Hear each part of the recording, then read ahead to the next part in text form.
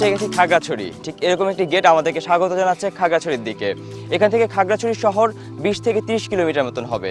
কিন্তু আমাদের হাতের ডান পাশে রয়েছে এক চমৎকার চা বাগান, আর এই চা বাগান দেখে আমরা শুরু করব আমাদের খাগড়াছড়ি ভ্রমণ। চলুন চা বাগান দেখে আসি।